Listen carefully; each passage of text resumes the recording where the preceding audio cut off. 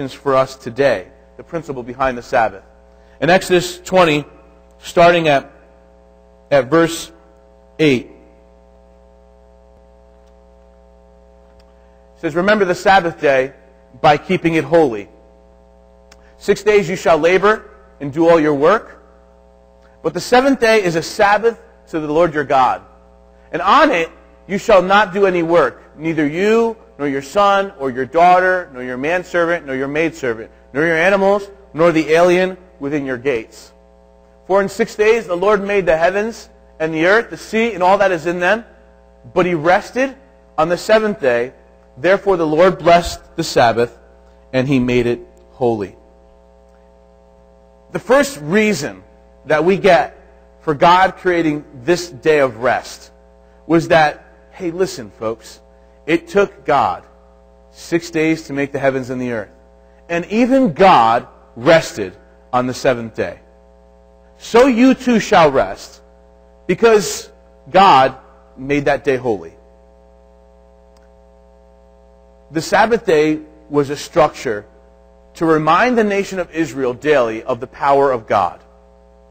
That He is the source of our provision.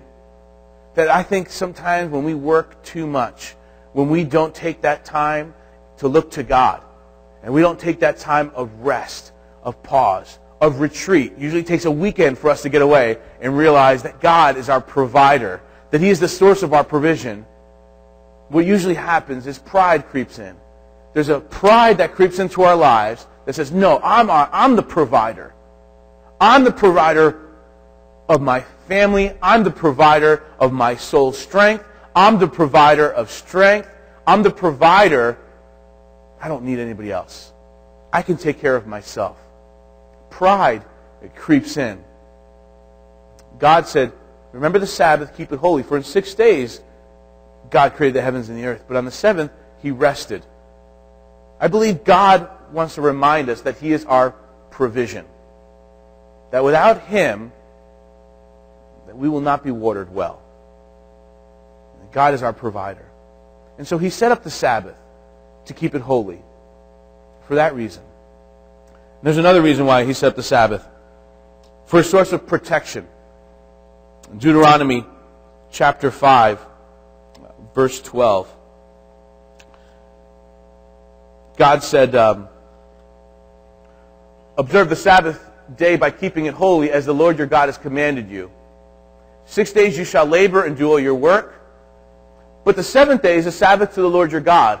On it you shall not do any work, neither you, nor your son, or your daughter, nor your manservant, or your maidservant, nor your ox, your donkey, or any of your animals, nor the alien within your gates, so that your manservant and maidservant may rest as you do.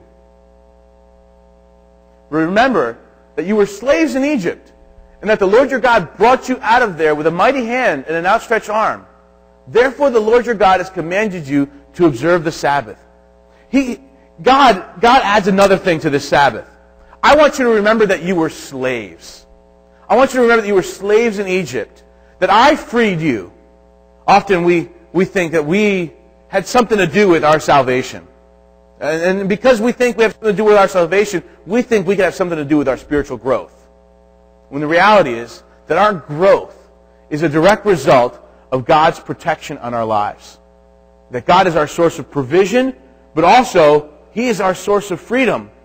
And so the Sabbath was designed not only to provide, remind them of the source of provision, but also the Sabbath was designed to protect the people from their own foolishness, to forget. He said, remember the Sabbath and keep it holy. And on that day, remember that you were slaves and that I freed you. You didn't free yourself. Not for 400 years you couldn't free yourself. But I freed you. And so guess what, guys? I'm not asking you to work 7 days. Take a day of rest. I mean, God's not a hard God. God's a pretty good God. I mean, He's given us a day off. I know some of you who'd like a few more weeks vacation. But God said, take a day off every Sunday, or every day of the week. It was Saturday. But every one day of the week, take a day of rest. Keep it holy. Remember that on that day, remember that you were slaves in Egypt and that I freed you. In the greenhouse, there's a temperature monitor, a temperature gauge, to gauge the temperature of the greenhouse. And on the sides of the greenhouses are tubes that are filled with air. And if the temperature gets too hot in the greenhouse, those tubes deflate and they open up, and they let air come in from the outside. If the temperature in the greenhouse gets too cold, then those tubes fill up and they seal the greenhouse off so that we can create a climate, an environment, a temperature that's appropriate for them to grow. Pretty cool. And so when you drive up to the greenhouse early in the morning, because it's cold in the morning, the tubes are up. But as the day progresses, the tubes go down and they release with air. And it's quite a fun, to me, even just to watch it, it's just cool to see those plants be taken care of. There's also something on the greenhouse temperature gauge. There's an alarm system. And there's an alarm system that if the temperature goes above 115 or 120 or below like 45 degrees, that a phone call, that temperature gauge calls the boss. And he calls the boss, and it gives 10 minutes for the boss to respond to the greenhouse and make the correction.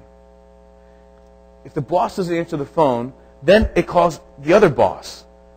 And so 20 minutes have passed by, and if 20 minutes don't pass by, I don't know what happens, the plants die. It doesn't take that long for the plants to die, I've learned. It doesn't take long at all. We got an escapee from the nursery. No, we're cool. No, Colleen, it's not your kid. It probably is. No. And so, that's the alarm system, our nursery. But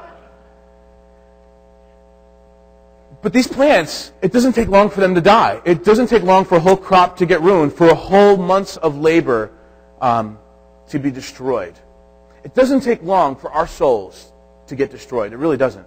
It doesn't take long for a bad seed to get in. It doesn't take long for us to go sour. It doesn't take long for us to stop bearing fruit. It doesn't take long at all. It takes a little bit of sin. I remember the story Ravi Zacharias told about his friend who was a doctor. And his friend was this doctor, and he was working on AIDS patients. And as he was working on AIDS patients, he had gloves, and he had the whole 9 yards, and everything going on. And he got pricked by a syringe that was a vial of blood from an AIDS patient. I don't know exactly how it happened, but he got pricked. And the moment he got pricked up, he called Ravi Zacharias, and he said, "Ravi, you have to pray for me. I don't know where this has been. I forget where he was working, but he was working in this environment that obviously he was very concerned." And when he got pricked, and he called Ravi Zacharias to pray for him, to ask him if he could just pray that God would protect him during this time. And Ravi's like, "I don't understand. You're telling me that's all? You're concerned about this? Clarify this for me. You got just one prick in your blood system, and that's what's got you concerned?" And he said, "Absolutely. That's all it takes."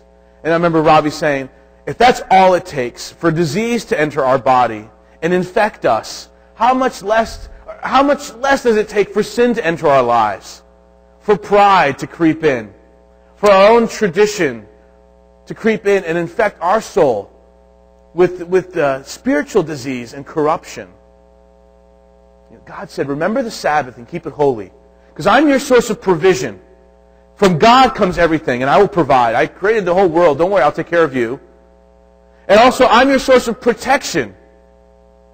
That remember on that day that you were a slave, that you were in spiritual bondage, that you had no freedom, and you could not free yourself, but I freed you." And often we forget that it's God who freed us. And so we begin to free ourselves from other things. And so we remember that we are slaves. And God set up this structure for them. This Sabbath was the structure to keep them going, to keep them healthy, to remind them who God was. God reminded them that He was a source of provision. He wanted to remind them that He was their source of protection. And He also wanted to remind them that He was their source of power. He was their source of power. This is the funnest moment I had in the greenhouse experience. I was planting some seeds, taking some tiny little tomato plants and putting them into the next container, and then they were going to go into another container ready to be put at the garden centers. You know, you go to the garden centers and you like the nice tall tomato plants. They look like they're going to do well. And so I remember being there, and I was talking to the woman. I said, "Please tell me more about this greenhouse thing.